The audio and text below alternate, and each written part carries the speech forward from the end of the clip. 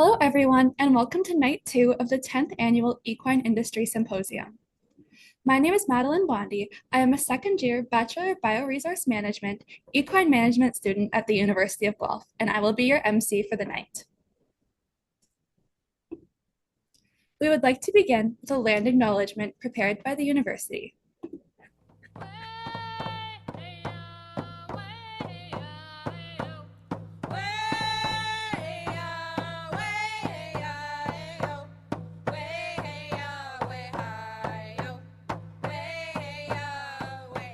Ani, we give thanks to the Creator. We acknowledge the world around us and understand our place within it. We acknowledge and offer our respect to the many nations that walked this land in the past, the many nations that walk it today, and welcome you to the treaty lands and territory of the Mississaugas of the Anishinaabe. Sacred trust, we are the keepers of this land. She shelters and sustains us. Long after the flesh fails the spirit, we will care for this land. Our drums will be heard upon the wind, our voices in the rustle of the leaf. Our people have a sacred trust for the land, a trust no man may break, a trust that death cannot sever. We were here when you first stepped foot upon this land, and here we will remain long after the last step has disturbed your soil.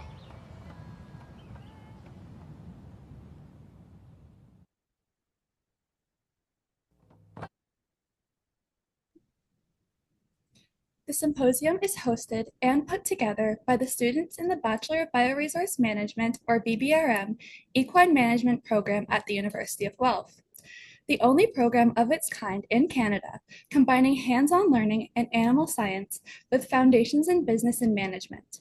This program is designed to set students up for a successful career in the equine industry. The Equine Industry Symposium is the hallmark event of the Equine Management program. It aims to bring together people from all corners of the industry to discuss issues that face us all without primary reference to any discipline boundaries. In sharing ideas, insights, and energy while exploring commonalities, we are able to discuss and identify collective solutions. Now in our 10th year, the symposium's topic this year is Patching the Holes in Our Bucket, Inspiring Change in Equestrian Culture. The equine industry is making progress and creating change in how we view horses, how we work with horses, and how we can prioritize their well-being.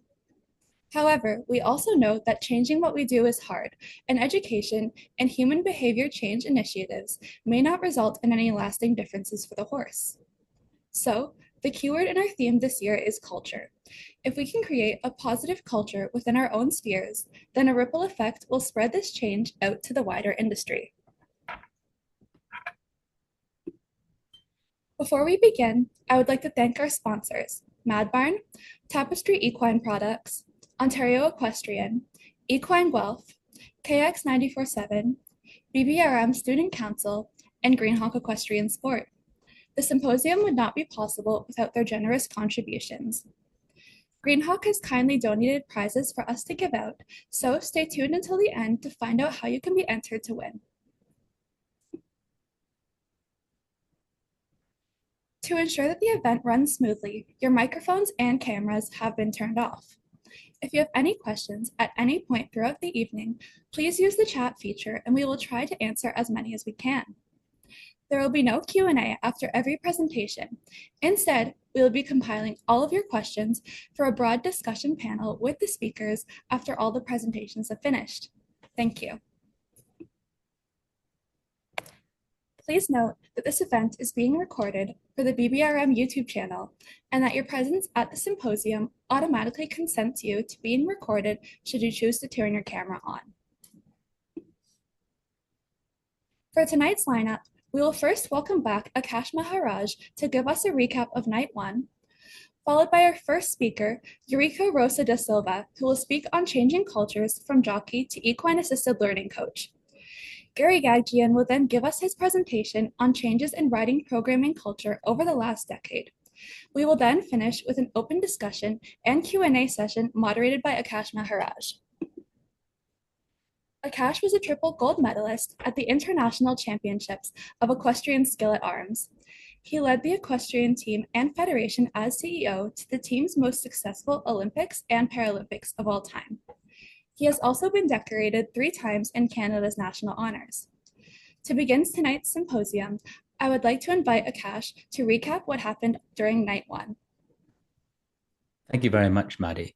And thank you to the organizers of tonight's event, the students and faculty of the University of Guelph. This is, of course, the 10th anniversary of the Equine Industry Symposium, and I think it has been a labor of love for the members of the University of Guelph, and really one of the rare instances of an institution being able to draw together equestrians from across our country in thoughtful deliberation to advance the interest of horses and horse people. On behalf of the national equestrian community, thank you for your work in making tonight possible. This is the second night of the symposium. On the first night, yesterday, we had 3 speakers: Lisa Ashton, an equitation science consultant in the United Kingdom, who spoke to us about creation of equestrian culture; Crispin Perelius Johansson, an equine artist and bodywork practitioner in Norway, spoke to us about his experiences as an equine photographer, especially in high-level equestrian sport. And Inga Wolfram, a professor of sustainable equestrianism from the Netherlands, talked to us about changing hearts and changing minds. It was quite a broad canvas of thought, and it's difficult to summarize them or distill them into a single statement. But I would say that Lisa focused on the question of what prevents people from changing what we think and changing our mindset. Why is it difficult? We are accustomed to saying that change is hard, but why is change hard? And what do we do to make change easier or to overcome the barriers within ourselves for change? Crispin talked about or asked the question of why do people reject the evidence of their own eyes? He talked about his experiences as a photographer and the often adverse reaction that he had from the equestrian sector, and especially people involved in higher level sport, when he presented images that truthfully revealed things that people did not want to see. And finally, Inga talked about our need to focus on identifying and prioritizing what we can and should change in our sector. If I were to try to blend them all into a single question or a single position, it would probably be to ask ourselves, how is it that we often have all the ingredients necessary to bring about change, and yet we don't do so? What is it that prevents us from seeing with our hearts what we already see with our eyes, feeling what we already know, and being motivated to make changes in our own lives as horse people in the care of our horses? And through that change, what prevents us from motivating groups of people, organizations, and institutions to making the world a better place for horses and horse people? In summary, I would say that all 3 of our speakers reflected the passion that we as horse people feel for horses and for our relationship with horses, but they also laid down a challenge to us about how we take our love of horses and create a world where our horses love the world that we have created around them. And with that, I will hand things back to Maddie for tonight's discussion. Thank you, Akaash. Our first speaker of the night is Eurico Rosa da Silva. Eurico is a Hall of Fame jockey with over 2,900 career victories, 7 sovereign awards, and an induction into the Canadian Horse Racing Hall of Fame. After retiring from racing, Eurico turned his focus into helping others heal through the powerful presence of horses.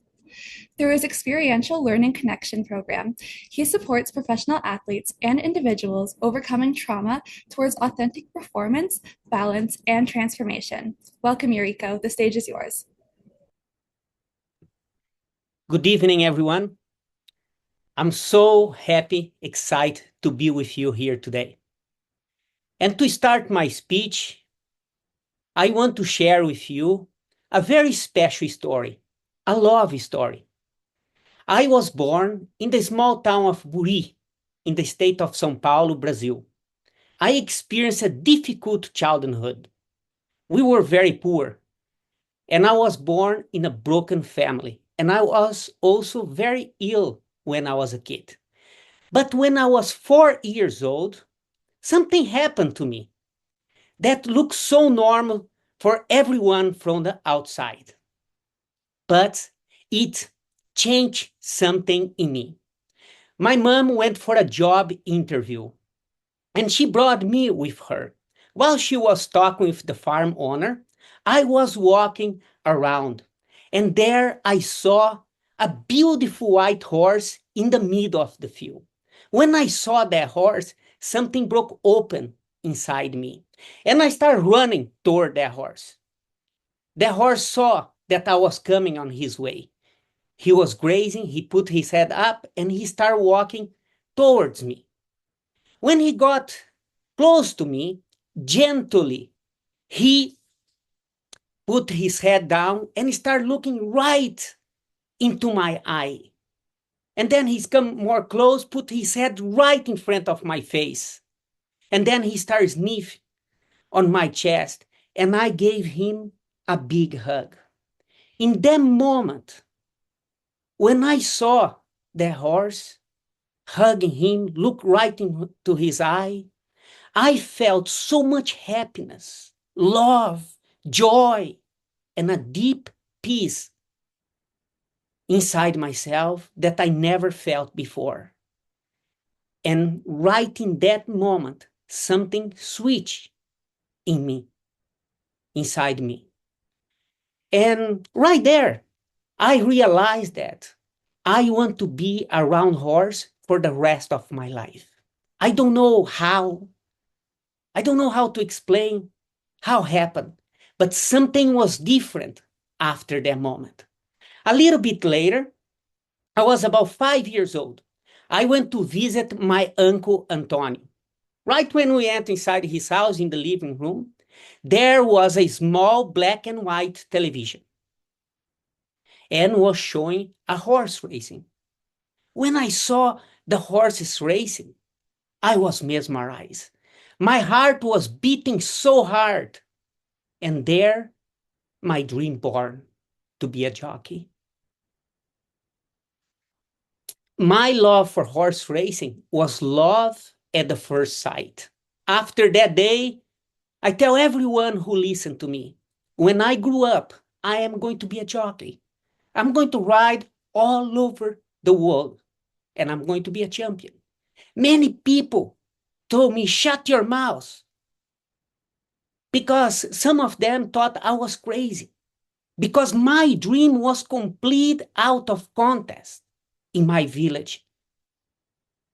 No one kid there have this dream. They dream to be a farmer, an engineer, a doctor, but I knew in my heart, I want to be a jockey.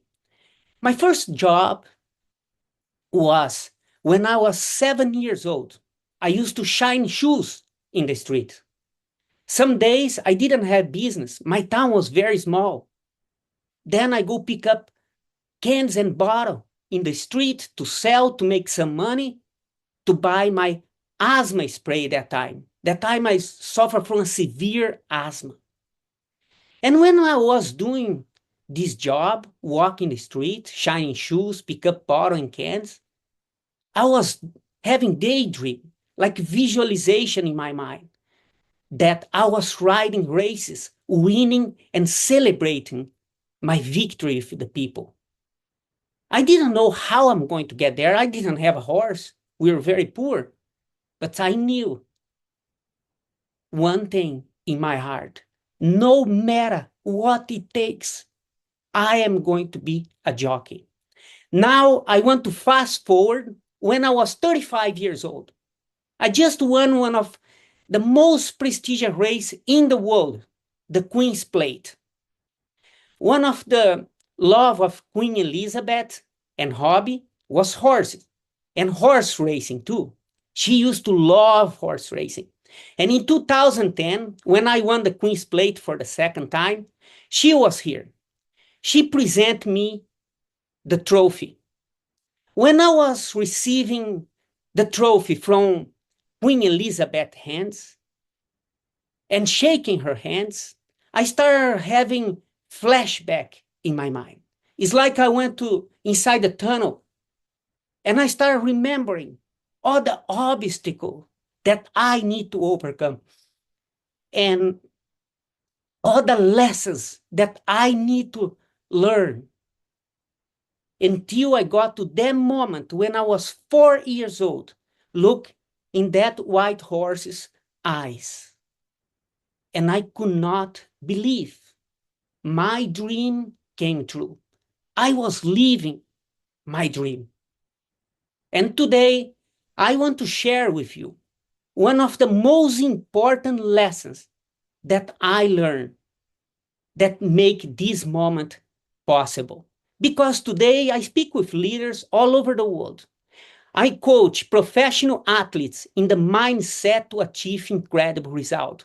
And also, I'm equine experiential learn facilitator, where I help people to connect with the horse, to help them for self-growth or some challenge that they're going through.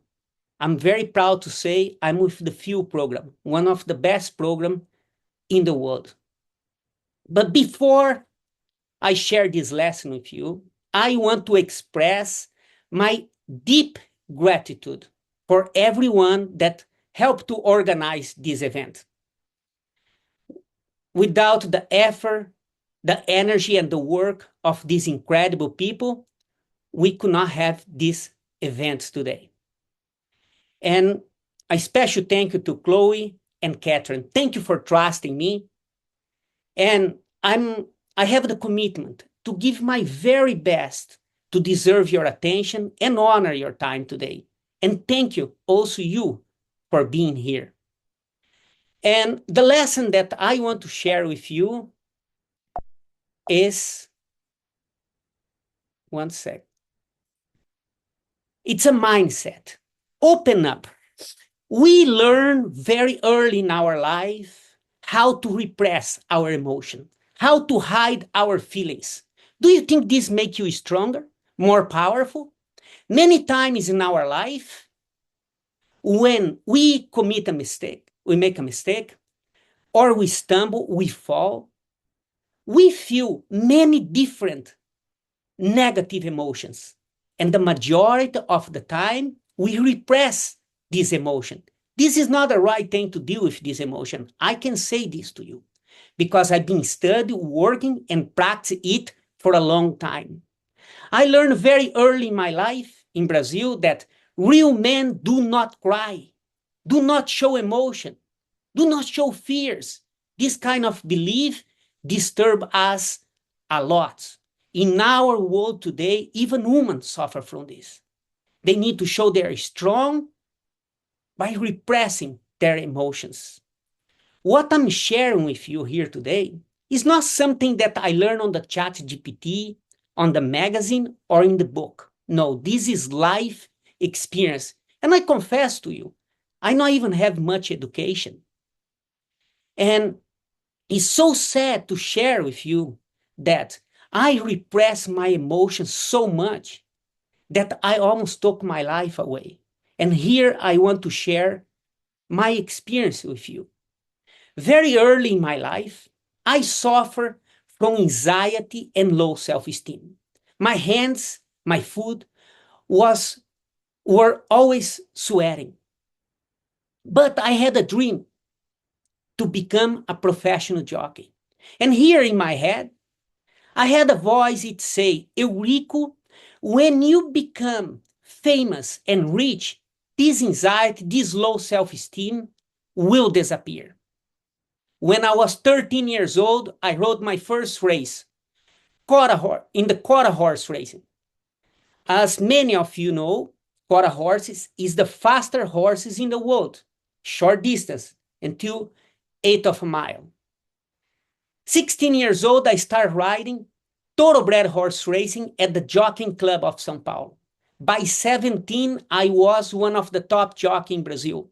I was winning a lot of races and make more money than I ever thought. But something was not right with me. I was not okay.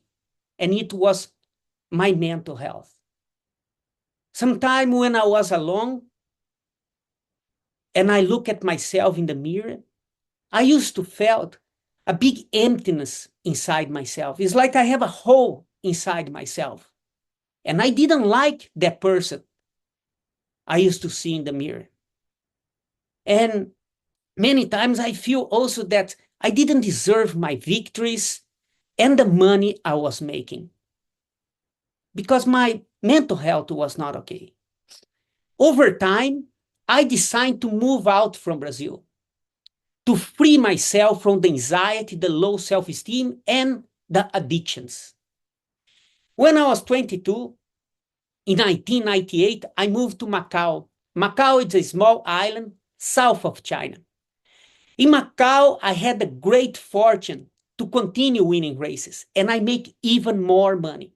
Even after all that, I still suffer from anxiety, low self-esteem, and addictions.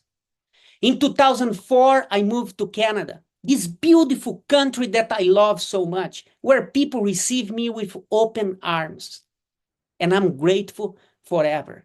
When I moved to Canada, I moved with a great hope that I'm going to free myself from this disease. And this disease gave me a good holiday, about a couple years. But when it came back to hunt me. Came back way stronger. And I started suffering from depression. And it's sad to share this. But even thoughts and plan to take my life away was coming into my mind. And many times, if there was one person that I didn't want to be with, it was me. And that time I was riding a horse called Gray Auntie. The trainer Urbanet called me and asked me if I want to ride Gray Auntie. He explained that she was nervous and sensitive and needed a jockey with a lot of patience. He knew that I had the experience and the ability to ride Gray Auntie. And there I went to train Gray Auntie. And right in the first day, I suggest Urbanet to train Gray Auntie without the saddle, without the stirrup. Why train without the stirrup, the foot in the stirrup? Because sometimes when you have long leg on top of the horse, long rein, the horse relax more for you. As you can see in this picture that I'm showing you, this is not Gray Auntie, it's just a picture that I want to show you. We race the horses with a saddle and our foot on the stirrup. And also we train the horses with the saddle and with our foot on the stirrup. So Urbanet has to ask a special permission for me to train Gray Auntie without the stirrup. And there I was every day training Gray Auntie without the stirrup. We were the first horse to get inside the track. And she started relaxing. And we start winning races. And there was one day that I had a very bad sleep. I pretty much walk all night inside the house. And there I went to train Gray Auntie, like always. As soon as we enter inside the track, she started jogging and then she started cantering. And she spoke of something. Because I was not doing good emotionally, I had an explosion. And I yelled at her very hard. And right away, I saw that she felt the yell. She started to get very nervous. We continue the training. We finished the training. Now I'm bringing her back to the barn. While I was bringing her back to the barn, I started notice that something was not right with her. Something was not okay. And she started putting her head down and I started worrying. And then she dropped her shoulder. Right away, I jump off. When I jump off from Gray Auntie, and we were close to the barn already, she barely could walk. She was completely tying up. And the trainer came running. He picked up her from me, and he saw that I was very worried. And he said, Eurico, it's okay. This happened with her before. But you riding is the first time. And when I saw Gray Ant in that state, barely she could walk, I was feeling horrible inside myself. I was feeling really bad. And I start to apologize. I start looking her face and I say, I am very sorry. I'm so sorry about this. And while I was talking to her, apologized to her, she looked me right through my eye. And it's like she was saying to me, Eurico, you're not okay. You're not right. You're bleeding inside. You need help. You need support. And right in that same day, I receiving that message from Gray Auntie, I went to look for a psychologist. And I can say to you, I'm 50 years old. This was one of the most important decisions of my life. I have a great fortune to work with excellent psychologists. This marked a transformation in my life. There where I learned how to open up, speak up about my feelings and my emotions. My secrets was like I was bringing light to the darkness. After this, I started to treat myself with more kindness, with more compassion. And of course, when I start doing this to myself, I start reflecting everything around me, especially the animal that I love the most, the horses. I start to use the whip way less. And I'm proud to say to you today, around 2007, when we have the new whip that called the caution whip, that hurt way less the horse, way more humane. Before the caution whip became a rules in Canada, officially the rules for us to use, I already was using. As soon as I got that, I started using the caution whip. I went to Singapore to ride in 2008, and I brought my caution whip. They didn't not even saw that before. I have to ask a special permission for me to ride with the whip that way more humane to the horse. Because my deep belief inside myself is that we don't need to use pain to make the horse run. I start believe in connection, in partnership, and I stand up for it. Because many times I was in the jocks room, and every time that came a new rules about the whip, I was the first one to put my hands up and I say I support the rules. I was not very popular many times, but this is what I stand for. To make horse running, we no need to use pain. And today, even better, we have, it's not even called whip anymore, called crop. That's really more kind to the horse, not even hurt the horse. And with a lot of happiness in my heart, I have to tell you that I start having way deeper connection with people, especially with these people that you are seeing right now. My family, my mother, Aparecida, my daughter, Emilia, my son, William, and my young daughter, Isabel, and the love of my life, my wife, Orla Cleary.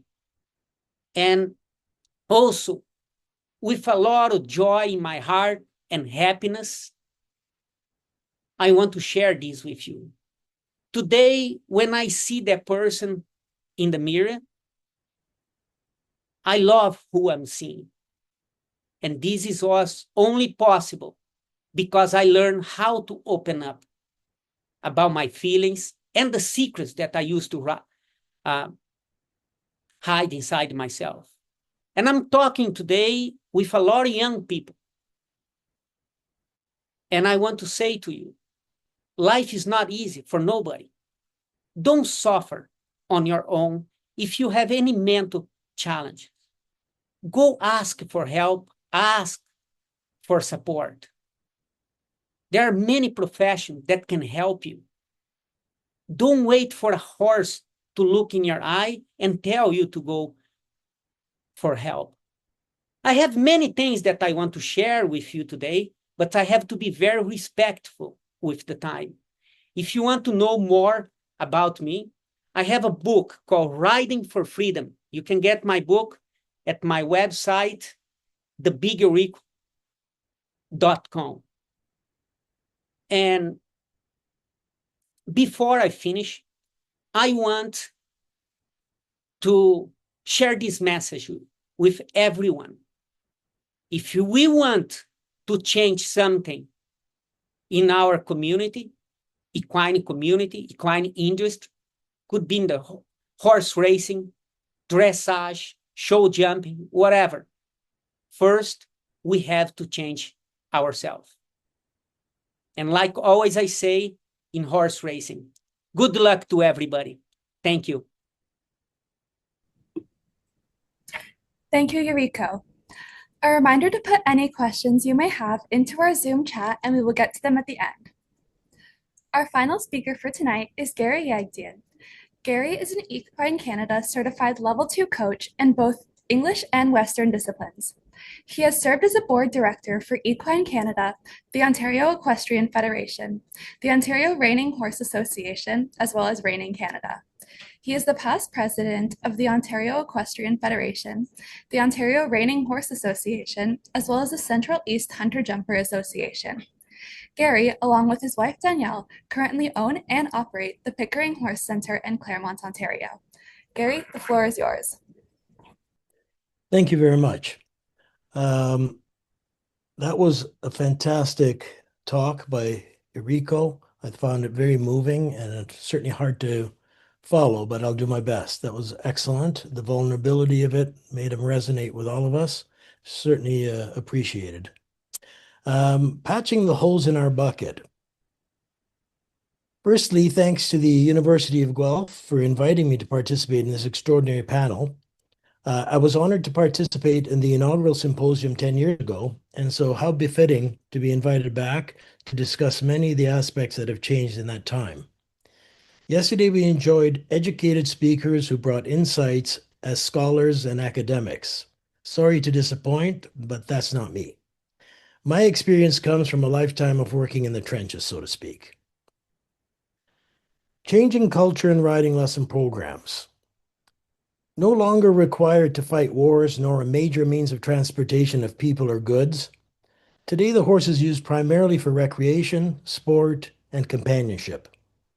For many people, riding schools are the first point of contact with the modern-day horse. In keeping with today's catchy moniker, I'll try and first identify what are the current challenges to the riding lesson programs, the holes in our bucket, as it were, and how we can patch them by creating a culture in keeping with more contemporary trends. In my 48 years as a professional in the horse industry, I've witnessed a great deal of change. While I've had the privilege of horse sport taking me to the United States of America, the UK, Germany, Italy, Austria, the Netherlands, China, and Australia, I don't profess to knowing everything about horse culture around the world, but I do have some understanding. My experience regarding the topic today comes primarily from my home farm in Ontario, Canada. While I've participated with horses in many disciplines and breeds, for my entire 48 years, the common thread has been operation of a riding school. My presentation today will be drawn specifically from experiences of operating this equestrian business. I hope it can be of some benefit to the wider global audience of this symposium. Identifying the holes in our bucket. I took a very practical, direct approach with this topic. Certainly much has changed in the 48 years of my involvement. Even in more current times, significant changes have had a major impact on horses and their utility, none more than COVID-19 pandemic. While we are officially a few years removed from the COVID-19 pandemic, its residual effects linger on. Many generational equine businesses, especially seasonal ones such as summer camps, perished. Many of their horses were culled in the process. Fear of the duration of government legislated shutdowns and the cost of keeping horses without income spelled the end for many of these establishments. Many breeders cut back due to uncertain future marketplace. Today, there's a noticeable shortage of horses, and as such, prices of horses have skyrocketed. In many cases, 2, 3, 4 times what they were valued at prior to the pandemic. In more recent times, we're experiencing a downturn in the economy due to part to the ever-changing tariffs imposed by the US onto trading partners. The entire world economic order is being redefined, and horses are not exempt from its effects. We've already noticed changes to supply chains, travel requirements, cost of goods and equipment, etc. Riding horses for most people come from discretionary funds, certainly not a necessity. As such, all forms of riding are feeling the pinch, particularly noticeable in the competition circuits. Equine welfare standards, horse care, and conduct are now expected at a much higher level, especially in light of numerous abusive high-profile situations that have been recorded and circulated via social media. We as an industry are under heightened scrutiny. More than ever, our protocols and conduct are examined at close range. The access and inclusivity. Increasing land and infrastructure costs have pushed equestrian facilities further and further from urban populations. Riders have to commute much longer distances to attend riding lessons. Rising costs. Prices charged for riding lessons have escalated dramatically due to a disproportionate rise in the cost of horses, equipment, feed, land, and infrastructure in a very short time. Rising operational costs are having a daily impact. Horse shortages, staff shortages, increased public scrutiny of business practices are all contributing to an altered landscape. However, all is not lost. Horse people have proven to be some of the most resilient and committed business people on earth. Their passion is matched only by their tenacity to succeed. On many occasions, having to pivot or to reinvent their businesses. Every challenge that arises also provides an opportunity. As evidenced by today's symposium, technology and social media have made the world a much smaller place. Today, almost everything we do is recorded. We are more accountable than ever for our conduct and behavior. All of our interactions with horses are therefore scrutinized more than ever before. That is why we have to create a much more sophisticated culture of how to operate our riding lesson programs. Our philosophy at our center has been to prioritize equine welfare, rider safety, followed by the customer experience. These have become the 3 pillars that have become the foundation, the essence of what we do. Firstly, we had to decide, who are we? What does our brand stand for? Are we going to produce future Olympians? Are we just a fun-loving group that shares our passion for horses by continued skill development and increased knowledge?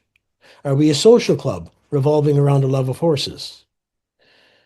For some people, riding is a lifelong recreational activity whereby they can acquire skills, confidence, and enjoy the farm setting while they nurture their love of horses. For others, it's much more of a sport whereby the skills acquired are tested in the competition arena. In Canada, we have a comprehensive equestrian pathway that includes both equestrians for life, as well as ones with competitive goal at all levels, including vying for international competition. This program, developed and implemented by our national governing body, Equestrian Canada, is known as Long-Term Equestrian Development, LTED. Once we identified whom we wanted to be, we explored core values that we could demonstrate in our day-to-day operations, starting with one of our pillars, as I discussed, excellence in horse husbandry and care. The old adage of, oh, it's just a school horse, doesn't cut it anymore. Today, your school horse is respected, loved, and coveted. He's arguably the most important component of your riding facility.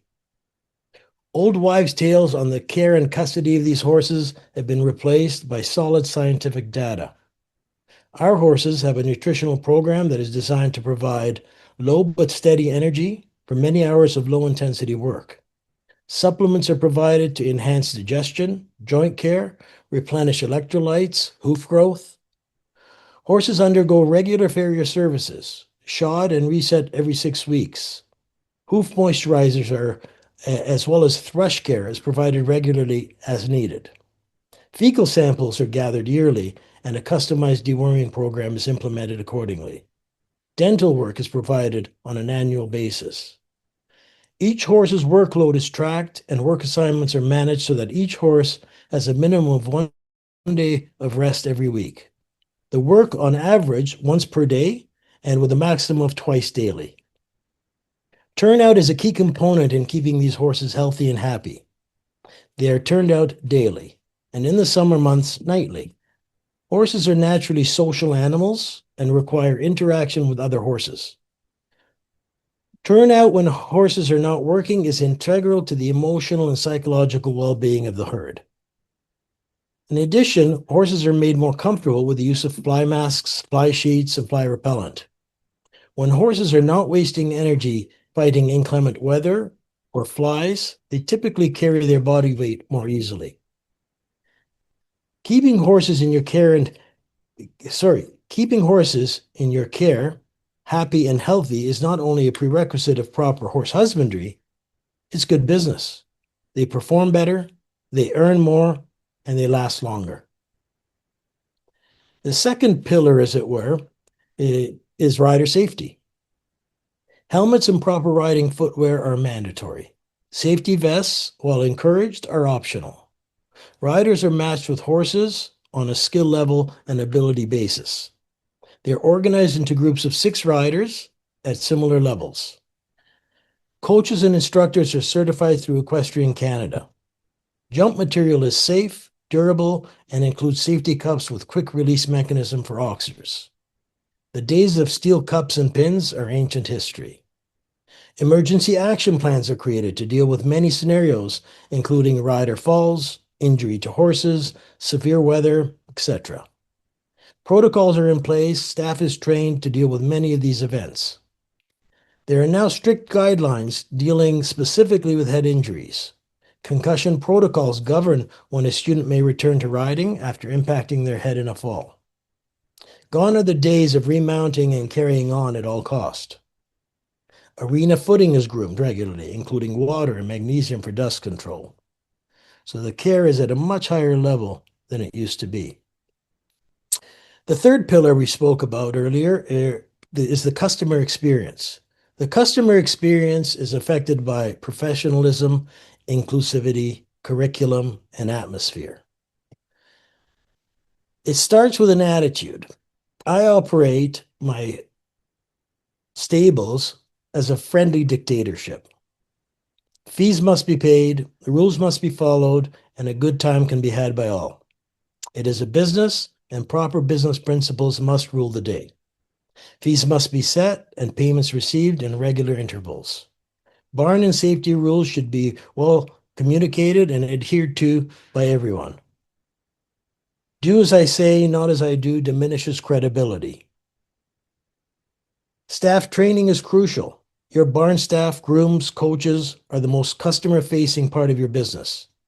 In large riding schools like ours, client interaction with your members of staff will outnumber their interactions with us as owners. Our core values and brand must be conveyed through the conduct, proficiency, and attitude of all our staff members. Regular meetings, training sessions, and incentives help us to manage the desired tone. Inclusivity. The demographics of our equestrian participants has changed over the years. All participants must be made to feel safe, valued, and respected regardless of gender, ethnicity, religion, etc. Fostering a culture that is committed to diversity, tolerance, respect, and empowerment will support more harmonious interactions between humans and horses. Horses are the perfect vehicle to level the field. Horses' interactions with us have no bias. Their assessment of us is based strictly on our behavior and conduct towards them. Working with horses will teach humility, patience, fairness, respect, and tolerance. If we open our hearts and minds to the lessons taught to us by the horse, inclusivity will become the norm. The curriculum. No longer can a riding program operate in an unstructured manner. Clients are much more informed and have higher expectations. Riding programs must have measurable progressions, discernible skills, and visible results. In Canada, as a part of the long-term equestrian development, rider-level testing has been established. This is a standardized method of determining skills and proficiency at different levels. Riders are tested on their ability as well as stable management protocols. Creating a mindset of constant learning, personal development, and growth versus winning is integral. This doesn't mean we have to subscribe to the participation ribbon for everyone philosophy, but instead to respect skill acquisition, physical, emotional, tactical, and technical literacy, as well as perhaps most importantly, empathy for our teammate, the horse. Every horse and rider is on their own personal journey. Success can be celebrated at different rates. Propping each other up and downplaying failures soon leads to a culture of empathy. Horse sport can humble even the most confident. The atmosphere. Fun, friendly barn family is what we strive for. We nurture a team atmosphere where participants can feel safe in the pursuit of their horse sport that they are so passionate about. There is an expected code of conduct whereby the horse is always put first. Specific policies govern social media interactions. Any transgression from this is immediately dealt with, and expulsion from our program is the ultimate price to pay. Social media is simultaneously the best thing and the scourge of all customer-facing businesses. In today's culture, it is paramount to have social media presence and create marketing, sales, public relations policies. Today, everyone has a phone and therefore a camera. So business like ours are now literally like the fish in the fishbowl. With the press of a button, any of our actions become public. Everyone in our community is encouraged to post only positive events. Successes can be celebrated, but failures and challenges don't need to be posted. This takes some policing, but is essential to maintaining a positive culture. While everyone's voice is important, and we encourage a safe, inviting environment, my adage is still that I run a friendly dictatorship.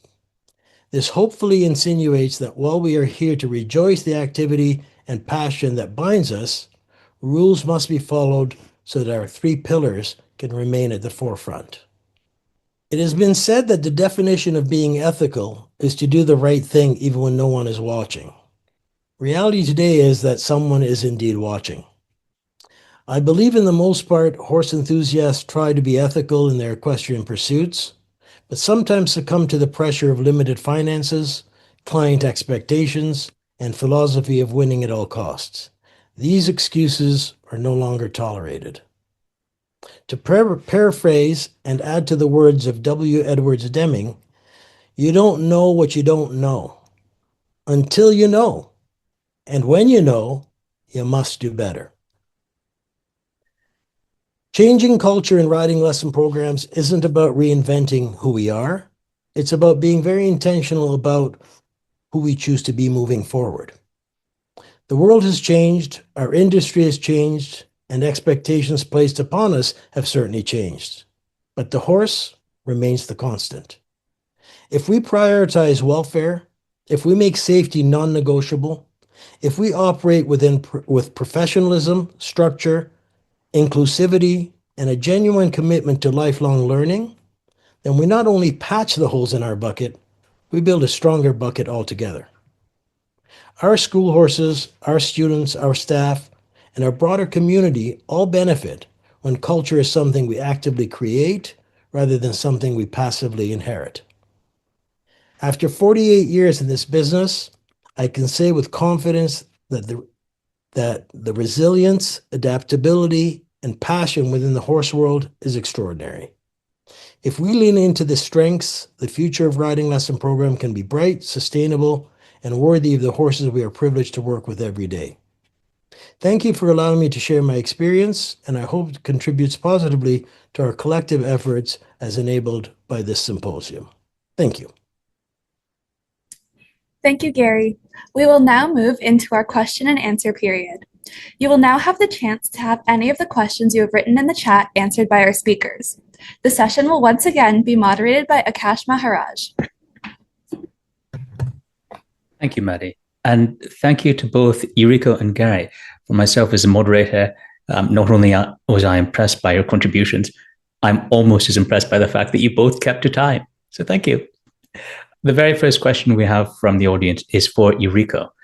And this question is, when you had to ask for special dispensation to ride without stirrups or to use the padded whip, did you meet with resistance? And how did you address that? And I suppose this goes to the broader question of, if we feel inspired to do the right thing, how do we deal and overcome resistance from people who might not yet feel that inspiration? Eurico. Very good question. Oh, yes. Not with the stirrup. Some trainer was not impressed, but then when Gray Ante started running good, they thought it was something different, and they started respecting me because I was new here, still new in Canada. With the whip, 100%. Because when I started riding with the whip and everybody with the caution whip and everyone else was riding with just the normal whip, the old style whip, that hurt much more the horses, and was question marks. Like they asked me, like, why you don't ride with the real whip? I said, no, this is what I believe and this is what I stand for. And there was, I remember, was a time where I went like a week without winning a race. And then everybody started talking, oh, you have to give up this whip. I said, no, I'll give up my profession, but I'll not give up the whip. Because I could see with my own self that when I was treating myself with more kindness, I was winning. I start winning way more races. I started doing way much better. And I believe that was with the horse the same way. And I was right. After that, I started doing very good and I started winning a lot of championship, but was a resistance in the beginning. Thank you. That's interesting. So if I understand you correctly, your argument is that treating our horses well is in fact the best path to success on the competition field. But even if it doesn't lead to immediate success, we have to have the courage to keep doing the right thing. Exactly. Just stick with what you believe. Thank you. You're welcome. Our next question is for Gary. And I think you'll like this one, Gary. While costs have increased since COVID and prices for riding lessons have gone up, do they actually cover the real costs of offering lessons, or are we still losing money in this business? Gary. Great question. I've done this as my sole method of feeding my family for 48 years. So in my circumstance, we've always put horses first and their care first, but we've always been diligent about the bills have to be paid. So I would suggest there are ways of optimizing efficiencies to be able to pay the bills and indeed turn a profit in this business. I've come into this business with nothing, from nothing. It's not like some farms where privileged people have inherited it and they just have to carry it on and do what they're passionate about. For me, it was a completely building something from scratch. So everything I have today is based on being able to ply the trade of doing these riding lessons. And like I suggested earlier, for 48 years, while I've dabbled in many other aspects of horses and equestrianism, the riding school has been the common denominator. And if you do it right, yes, indeed, you can pay the bills. That's good to know. You know, I remember one horse person saying to me, it's hard to invest in something that keeps eating while you're sleeping. But your message to especially to the Guelph students who are hoping to make a career in equestrianism is that it remains possible. Absolutely, it remains possible. I think some things are very daunting, like the price of properties and so on. But where there's a will, there's a way. I had the odd situation of having leased my farm for 25 years prior to being able to purchase it. So I almost feel like I've paid for it twice over. But so, like I say, where there's a will, there's a way. There's different barriers to entry into this business. But if you do it as a business and are business minded about it and use all the resources available today, you can definitely make a go of it. Thank you. Eurico, another question for you. This is quite a broad one. What other changes do you feel are necessary to improve the horse racing industry? I love this question. The first thing is we have to is to do with the jockey. I was in the jock's room for 30 years, and is the weight that we ride, that they make us ride, it's unhumane. It's super light. We have to ride with still riding here in Canada, in North of America, with 118, sometimes even 116. Okay, for us to ride with that weight, we have to be 112, 112 pounds. We have to be super light, and it's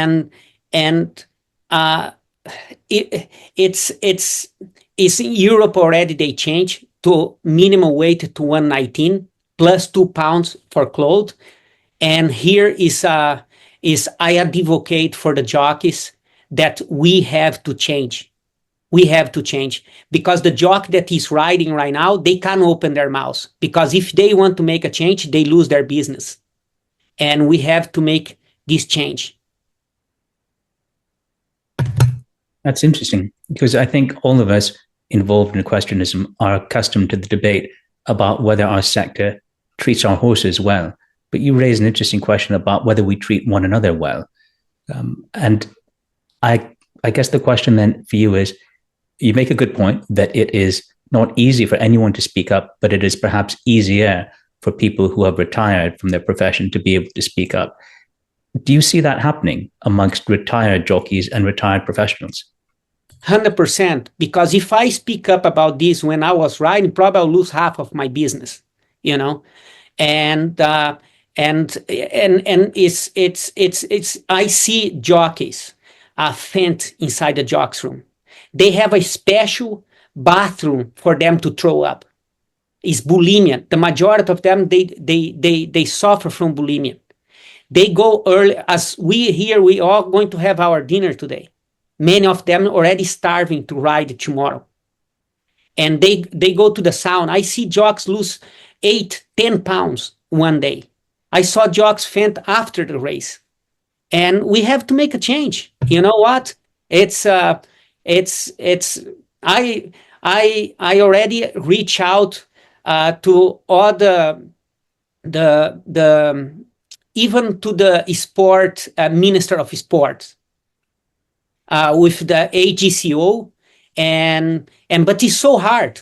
You know, I feel like I'm fighting on my own, but I will continue fighting for it. Thank you.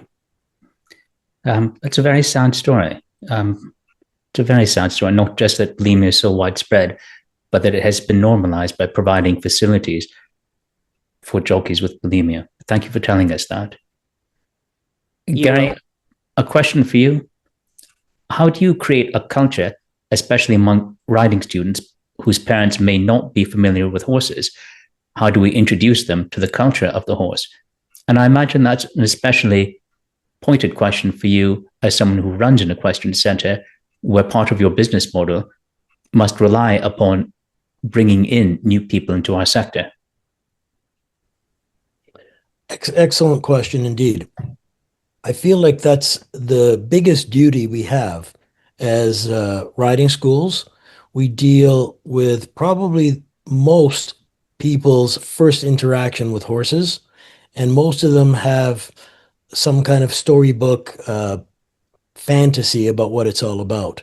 So it's we're duty bound to educate them as to how horses communicate, what the safety protocols are, what the expectations are, and we do so, in a gentle way. But what I mean by that is, lots of them come with either no experience, or worse yet, some come with some experience. And the typical line we have is, "Oh, my child was jumping at camp last summer, and how come in your program they're barely walking and trotting?" So we have to educate them as to what the fundamentals are, what the dangers are, and to keep them from hurting themselves. We keep it businesslike, we keep it friendly, and we're constantly educating. Now, associations like our provincial body, Ontario Equestrian, have done a lot to educate the consumer as to what to look for. So we're getting, in some regards, a little bit more of an educated group, even if they have had no interaction with horses before. They sort of know, if nothing else, what questions to ask. And that makes our job a little bit easier. Thank you. I mean, it is interesting. I suppose anyone who comes to a sport has a mental image of what that sport is before joining. But I suspect that because horses are woven into our history and our culture, that fantasy is especially developed in the minds of most people before they first step foot in a barn. And I guess part of your job must be stripping people of their illusions, while at the same time not depriving them of the enthusiasm that brought them into the barn in the first place. Absolutely. It reminded me of something funny. I'm 65 years old, and I still take riding lessons. And my family says, "You've been doing this for how many decades and you still need lessons?" So the concept of being able to better your skills and better your knowledge is a bit foreign to a lot of people, let alone the people coming into it with these sort of romantic notions that they're going to get on a horse and they're going to go into the competition arena and jump fences like they see on television. So it's challenging indeed. Thank you. Eurico, the next question for you. How can being curious and asking questions lead to better understanding of horses? And I think about that question, especially when you described the moment of emotional epiphany when you first thought to yourself, this is something I want to do, when your heart went out to the horses in your first encounter. For someone who is drawn into the world of equestrianism, who might be greeted by established procedures and established practices, how do you encourage people, and how can we encourage people to be more open-minded and to question the established practices that they see around them? You know, we are horse people. We are very sensitive. We are for some reason, we are more sensitive than another people that's it's outside of our world.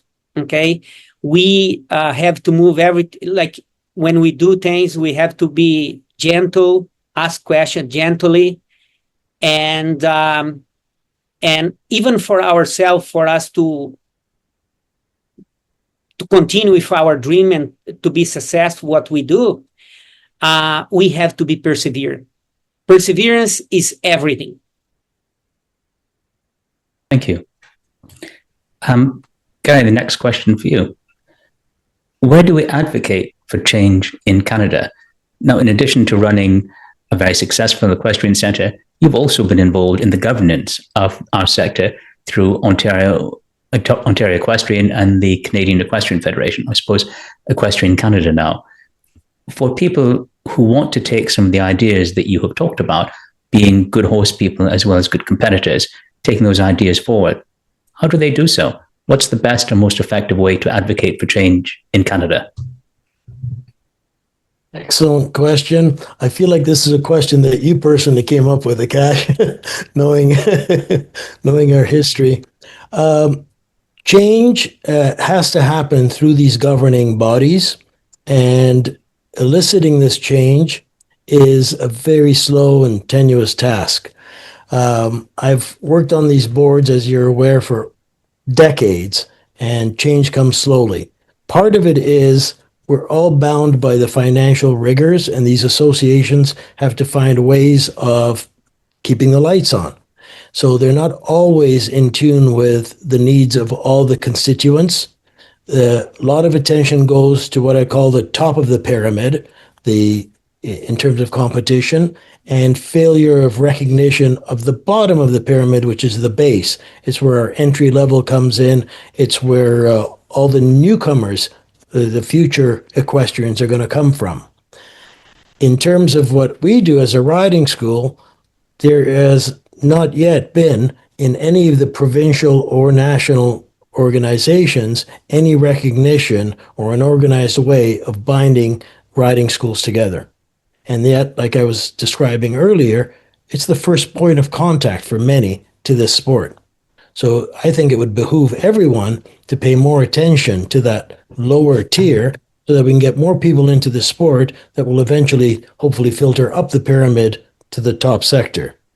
In terms of advocacy, I think everyone that can be a member of their provincial organization, that is Ontario Equestrian, or on the national front with the Equestrian Canada, I would encourage them to do so, become a member, and you'll have a voice. And then there'll be different opportunities, different forums to make your voice heard.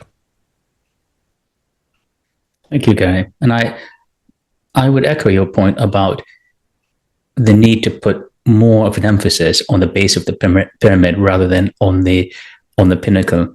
The pinnacle is where all the glamour lies, but you can't have a roof if you have no foundation. The next question is, again, for Eurico. When you have a client coming for an equine-assisted learning session who is not at all familiar with horses, what is the most important thing that you tell them regarding the nature of horses? How is the horse regarded in such a session?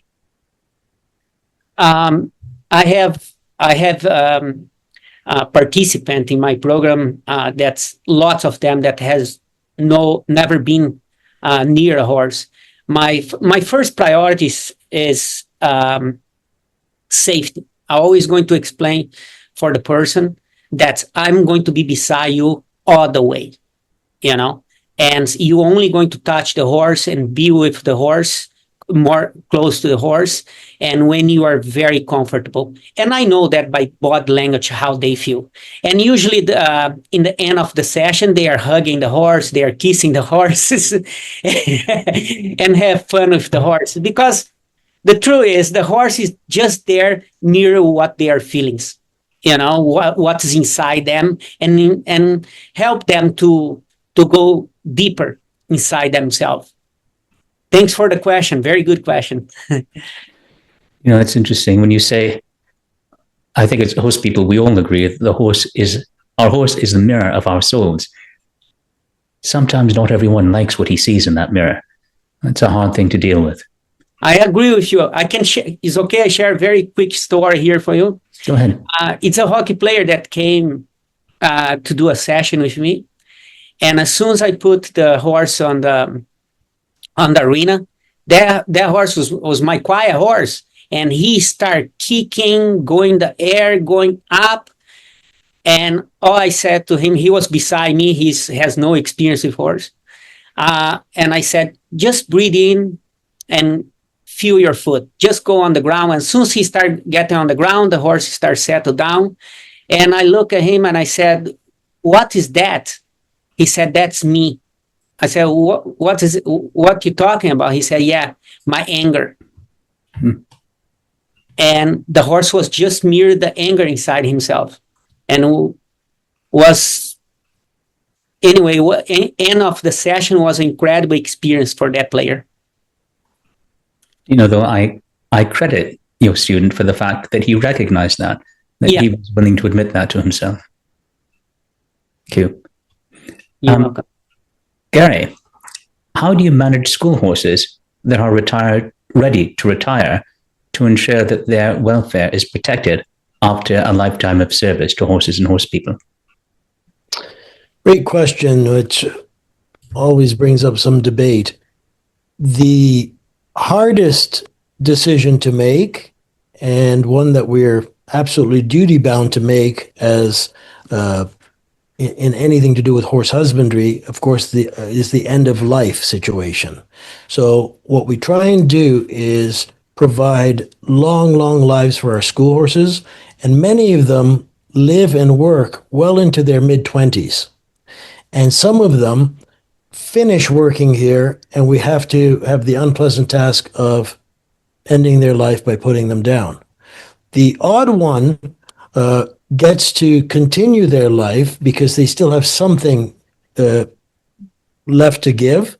And those ones are retired. We find some retirement homes where people are looking for companion horses or just sort of babysitters for other horses, or just to live out their days in someone's pasture. So we're lucky enough to have sort of an ecosystem that we've built up over the years to be able to draw on some of those situations to rehouse these horses. Thank you. Back to Eurico. Where do we advocate for change for Canada's jockeys? You did describe some very sad situations that you have lived through and that other jockeys continue to live through. I think it tugged upon the heartstrings, rightfully so, people who've been listening to you. What can we do? You talked about the imperative for retired jockeys like yourself to speak up. For people in the general equestrian community, are there things that we can do to speak up? Akaash, you hit the point. It's very sad, and I leave that in the jocks room. For me, it was very hard to block that because I know the jocks that they doing that, their life is going to be short. It's very unhealthy. And for me, it's more sad that I start to doing some work with HISA in United States. They call me to help to build a mental health program for the jocks in USA, and now all the jocks have this program.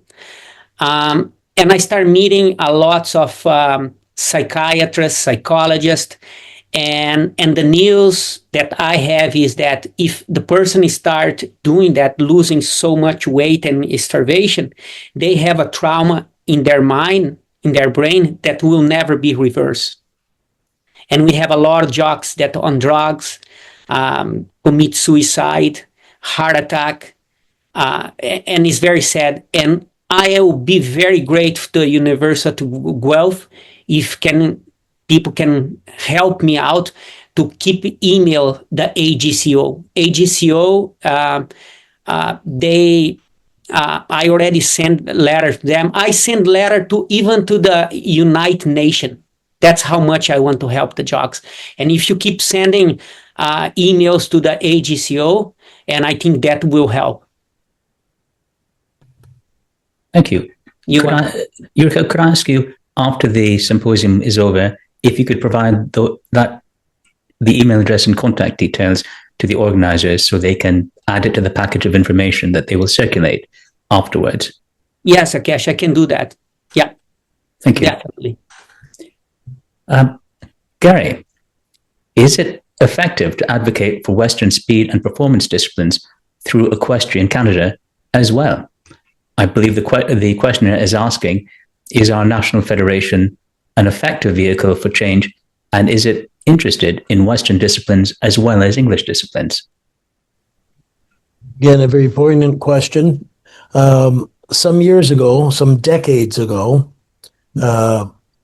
Equestrian Canada's focus steered away from the Western industry, and or it could be said the Western industry steered away from Equestrian Canada. And so one of the things that happened, and this is going back many, many decades ago, many of the Western disciplines were having their own associations created. So every discipline, reining, barrel racing, snaffle bit, all these different associations got formed. And they were mostly formed with entities outside of our country. And so they were regulated by and fees collected and fees paid to associations outside of Canada. Therefore, many of their members stopped becoming members of Equestrian Canada. And so Equestrian Canada couldn't advocate for them, be their voice, nor provide many services on their behalf. On some basic level, there are some services that do cross into the Western industry, such as the coaching program. There are still some coaching activities going on within the Equestrian Canada realm. But unfortunately, most of the sanctioning for horse shows and the accreditation of officials and discipline rules are all outside of the equestrian body within the way it's built today. Thank you, Gary. We have two more questions about equipment, and those are our final questions. So with your indulgence, I'll combine them together and ask the two of you to respond. The first is for Eurico. Racing uses a whip to make the horse go faster. How can punishing the horse for doing what you want make any sense? How do jockeys justify this? And for Gary, as a social aspect of horses, a social aspect of horses is to stand head to tail to keep the flies away. How do you feel that the fly masks affect the social aspect of the horses? And while these are two very different questions, I'll say that they are part of a larger question of whether the equipment that we use to manage horses makes any sense. How do we come to that decision? And what do we do when the kinds of equipment that we have used in the past cannot be justified after a second look at the horse's best interest? I'll start with Eurico. Yeah, we start Eurico. Okay. Here's the thing. We improve a lot. We riding with the whip now is pretty much just like a foam. Okay, doesn't hurt the horse, and the jockey has to ride with that because, to be in fairness, is for secure, for safeness. You know, because you guiding the horse. And we are getting much better, like especially now that we ride with, we call crop, we not even call whip anymore. And it's like really is no pain for the horse. Thank you. Gary? Sorry, Akaash, did you say fly masks and how they affect? Yes. Horses?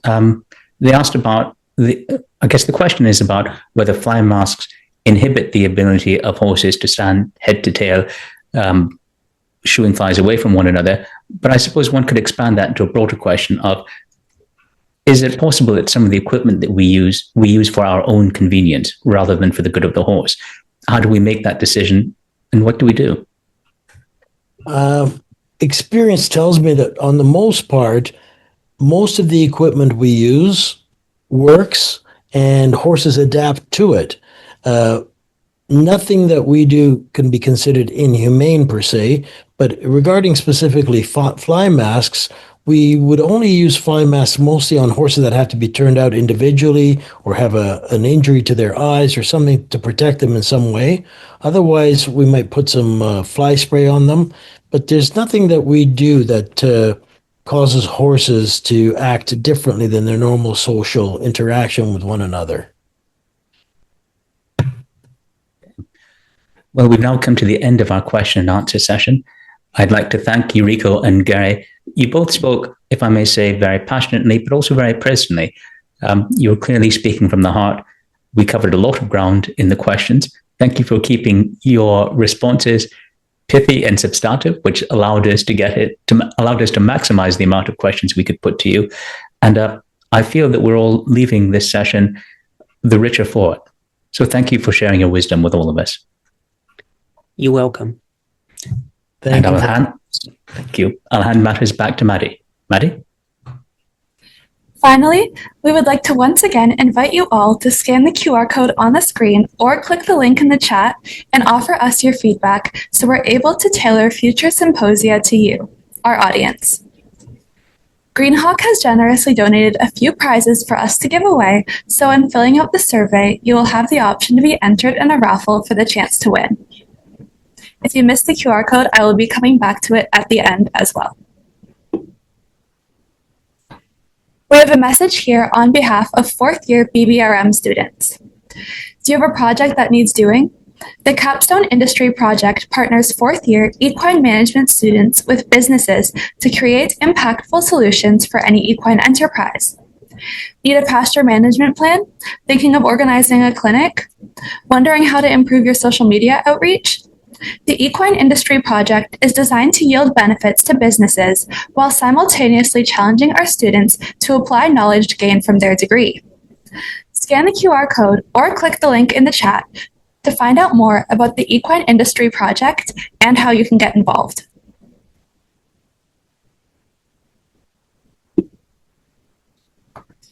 With that, the 10th Annual Equine Industry Symposium has come to an end.